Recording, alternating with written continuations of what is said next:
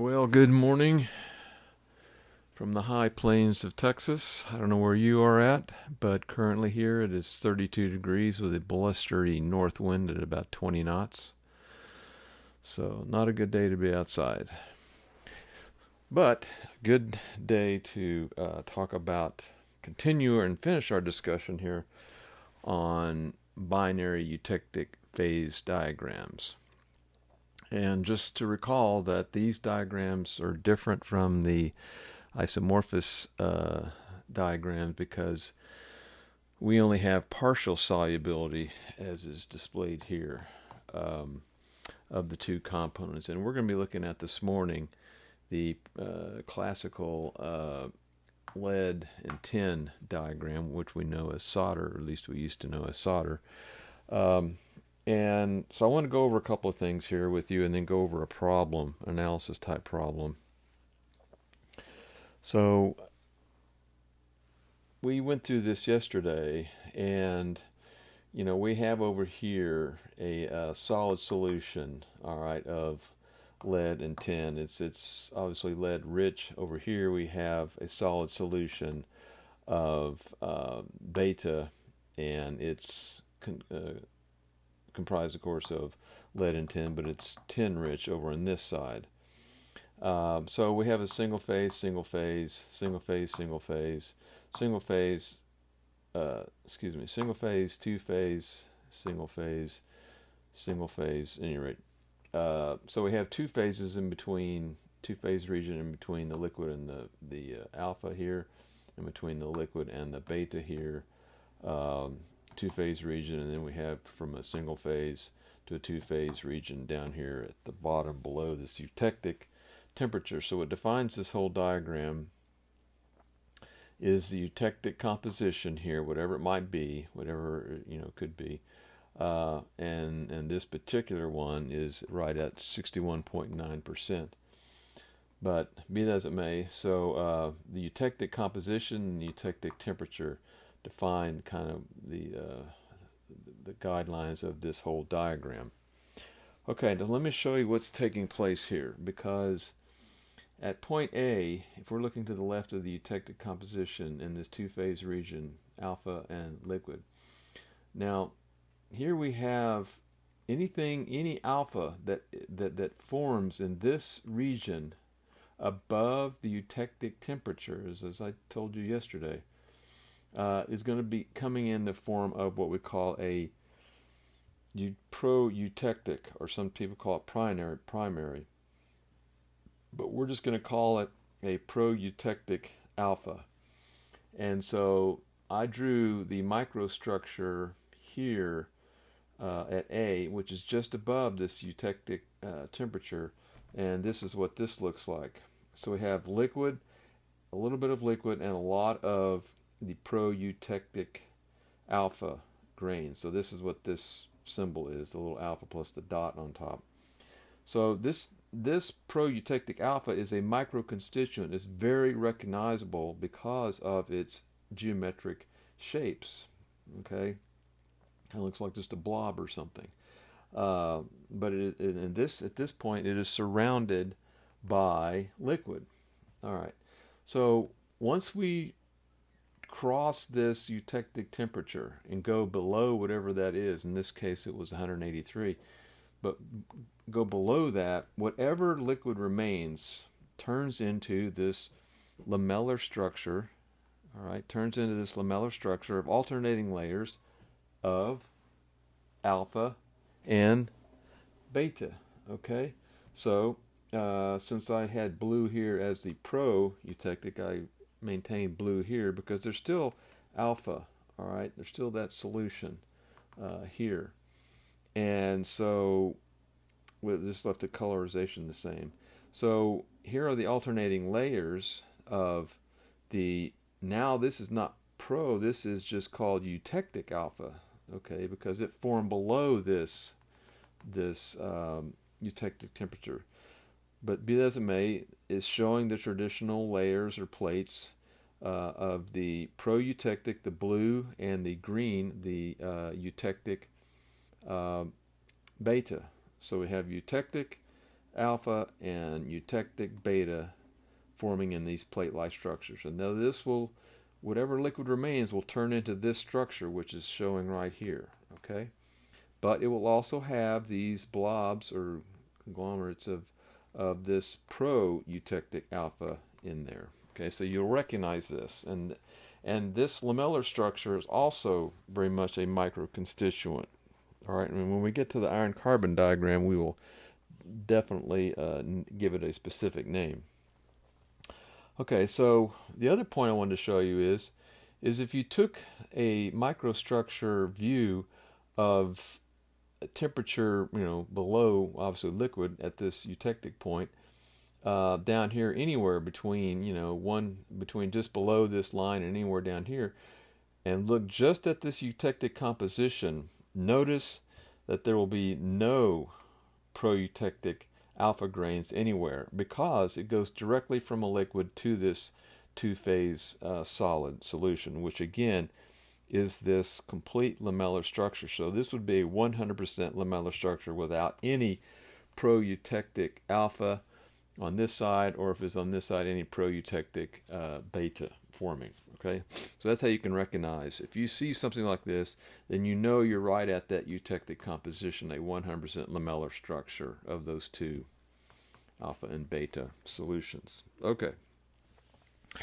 now I'm going to go over a specific problem here for you, or analysis actually. This is the again the lead tin eutectic diagram, and some key points to know here is that the eutectic composition is sitting right here at 61.9. And by the way, I did take a still picture, just a image of this board, and I will also send that to you in case you want to just look at it by itself. And you can make it larger. But at any rate, so I'll send you that photo image along with the video later. Okay, so 61.9% is the eutectic composition. The eutectic temperature is at 183. That's this line all the way across. That's 183 degrees, and we're using C, so centigrade. The other one is that the solubility limit of this alpha, and this would of course be the alpha in here. I didn't mark that, I can now. This is the alpha, and this is of course over here the beta. All right, so this is the solubility limit of this alpha here, and it's at 18.3%. All right, now these will be given to you in the diagrams. This, and this solubility limit on the tin is 97.8. Those will all be given to you, and that's a useful piece of information. All right. Okay, so we have given 183 degrees at the eutectic temperature. We have the solubility limit on the alpha side of 18.3, solubility limit on the tin side of 97.8, and a eutectic composition of 61.9%. Okay. So the question here is determine three things. Determine the phase compositions, the phase amounts, and the microconstituent amounts of this substance, which is going to be a 30% tin at 182 degrees C. Okay, so that ends up being right here, and it is just, I put a little dot there, but it's just below that 183, of course, at 182. Now, here's a note. Anytime something is located at either just above or just below this eutectic temperature, you can use these end member points here, here, here, and here for your lever rule, because they're already given. It's so close, we just assume that's going to be the intersection point. Okay, so at any rate, so the compositions then of alpha at this point, now we're looking down below here. Okay, we're looking below this. So the composite is just like drawing a tie line. So this would be your tie line from here all the way to here. So for alpha then, this composition would be at 18.3. For the beta, tie line would end here and is at 97.8%. So that takes care of the compositions. Now, the relative amounts, how much alpha is there, how much beta is there. That is total alpha and total beta, which means, if you go back to here, it's this microstructure is very similar to what this looks like. All right, so when it says total alpha, that means pro-eutectic alpha and eutectic alpha. That's when you do a lever rule from here to here, you're going to get all of this alpha, which is again comprised of the pro-eutectic and just the eutectic alpha. All the blues here, the blues, and then these white globulars. Okay, so that's what you'll get there. All right, and then for the beta, you can just subtract because of conservation of mass. So let's find out what this is. So for alpha, you just do a lever rule again using this as your tie line from here to here, and this is your point, that 30%. So your lever rule would be 97.8 over here because you're using the opposite leg, minus this 30, which is going back to right here. All right. Divided by the entire length, which would be 18.3 minus 97.8. Doesn't matter. Minus, doesn't matter.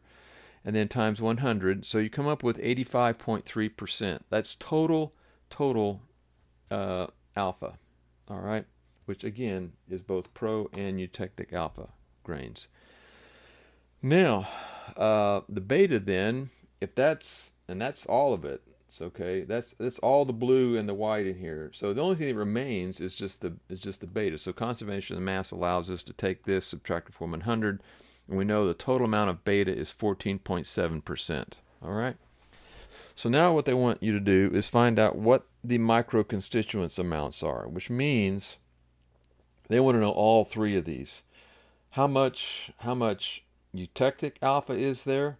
How much beta is there? And how much pro-eutectic alpha is there? Well, we already know how much beta is there. We're already given that. That's the total right there.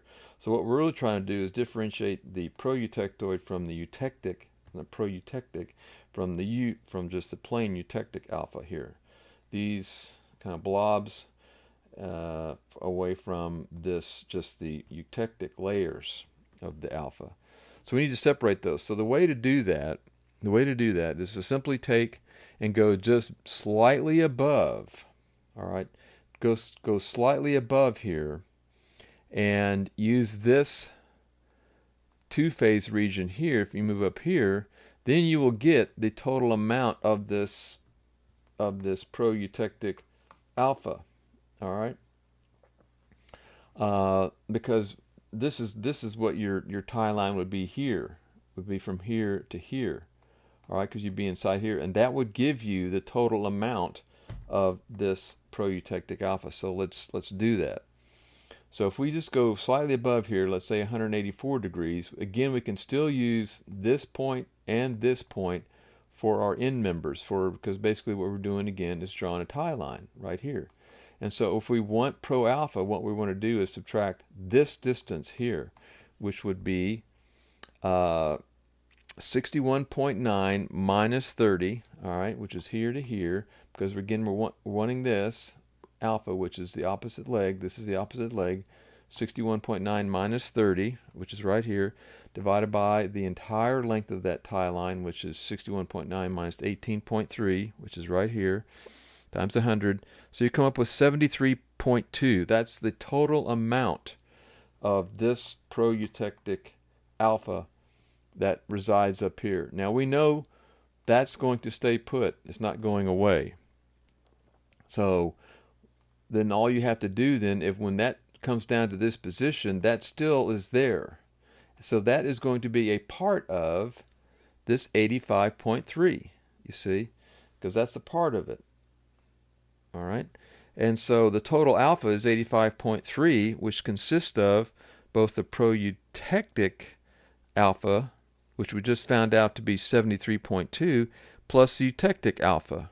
All right. Well, to get the eutectic alpha, all we need to do is subtract this 73.2 minus the total amount, and we come up with 12.1%. Okay, 12.1%. So therefore, all the microconstituents amounts are, and there goes the timer. So I'll have to finish this up here in a minute. The total microconstituents amounts are as follows: the total beta in this, the total beta right here, which is reflected right here, is 14.7%. The total pro-eutectic alpha, which is represented by these blobs right here, all right, that is at this 73.2%. All right, this 73.2%. And then the what remains is the eutectic alpha right here. Those layers of alpha, and we found that to be 12.1.